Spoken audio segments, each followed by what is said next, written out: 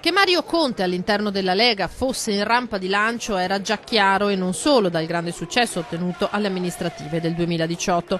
Ora arriva una conferma formale con la nomina da parte di Matteo Salvini a coordinatore per il partito degli enti locali del Veneto, come il sindaco di Treviso ha confermato soddisfatto nel corso di 20:10 su Antenna 3. Semplicemente è l'anello di giunzione, diciamo, tra coloro che rivestono cariche amministrative, quali sindaci, consiglieri comunali, eccetera, e la parte politica, in modo da poter coordinare le attività politiche amministrative e per essere sempre un riferimento all'interno del direttivo nazionale, per poter portare le istanze che magari gli amministratori vivono quotidianamente all'interno delle proprie amministrazioni con la parte politica, che poi è il nostro riferimento anche a livello governativo, a livello centrale romano. Conte succede in questo ruolo a Massimo Bitonci, un filo diretto con Salvini e con il governo, il suo, ma da pragmatico Conte torna subito alla realtà e parla di cose concrete come le lunghe code causate nei giorni scorsi sul PUT dalle potature degli alberi. Ho dato indicazioni che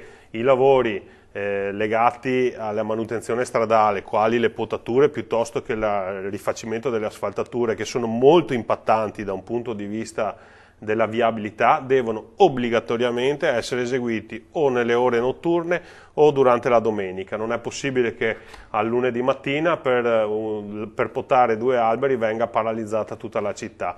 Infine la polemica sulla cancellazione di Treviso dalla rete Redi contro le discriminazioni di genere, che ha creato allarme tra le forze politiche di sinistra e il movimento LGBTE. Entrare in una rete contro le discriminazioni e poi non fare nessuna iniziativa nel territorio credo che serva a poco. Ma un impegno concreto quale potrebbe essere? Insomma? Ma creare degli appuntamenti per sensibilizzare la gente a non discriminare nessuno. Cioè, le scelte di ognuno di noi devono essere libere.